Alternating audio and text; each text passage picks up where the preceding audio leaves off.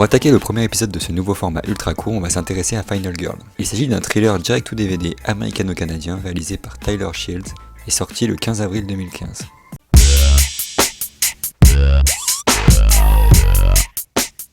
On a Veronica, la petite blonde toute mimi, lui, Je m'appelle William. et un groupe de boys band en costume composé de 4 psychopathes, Chris, Danny, Shane et Nelson. La scène d'intro nous explique que Veronica a perdu ses parents très jeunes, mais qu'elle l'encaisse plutôt bien. Des tas de gens meurent tous les jours. Après quelques tests, William décide de l'entraîner pour en faire une tueuse. 12 ans plus tard, la petite Veronica a grandi et William a perdu ses cheveux. Sa mission va être de tuer 4 psychopathes du coin. Pourquoi ? Parce qu'ils organisent des chasses à l'homme, ou plutôt à la femme, la nuit en pleine forêt.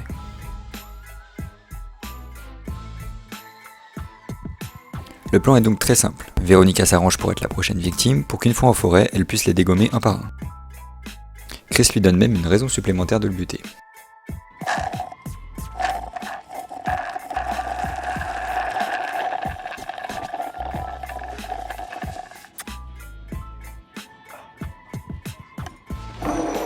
Le rendez-vous est fixé, Vous me retrouvez ici à 8h. Avec les cheveux propres. Et du rouge à lèvres.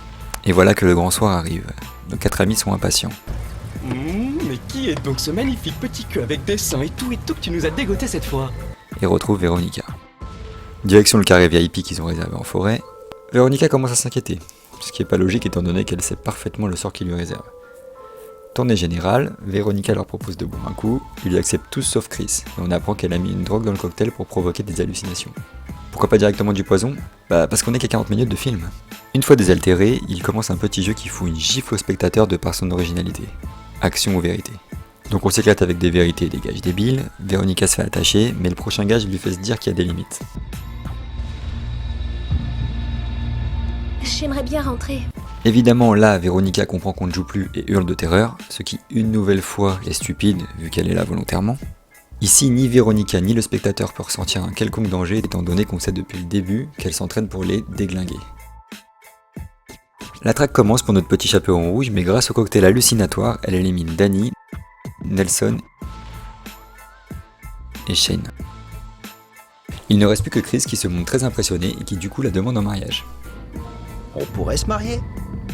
Ouais, mais non, je crois pas. Après quoi baston, Veronica le déglingue et le tue. Ah non, elle lui fait boire son cocktail. Logique. Chris se réveille une corde autour du cou dans ce qui semble être un stade étant donné le putain de projecteur qui les éclaire. Les hallucinations lui font voir toutes ses victimes. Ça le fait tellement flipper qu'il se rend même pas compte qu'il peut largement enlever sa tête de la boucle. Il prend peur et se termine tout seul. William se ramène, un fusil sur l'épaule histoire de nous rappeler que toute cette histoire aurait pu être réglée en 20 secondes. Et le film se termine sur une magnifique scène à connotation sexuelle ultra subtile.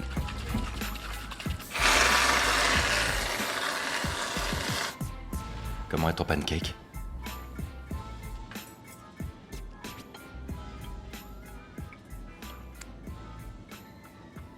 Il est très bon. Le mien aussi. Final Girl est chiant comme la mort car la façon dont il a été monté ne laisse aucune place au suspense. La première demi-heure de film où on découvre l'entraînement de Veronica aurait plus eu sa place sous forme de flashback une fois la traque lancée. Ça aurait au moins eu le mérite de nous offrir une transition victime-chasseuse. Mais chacun doit développer son sens critique, et donc le plus important c'est que vous fassiez votre propre avis. Swallow bells, feeling they can't stop. Take a minute and remember who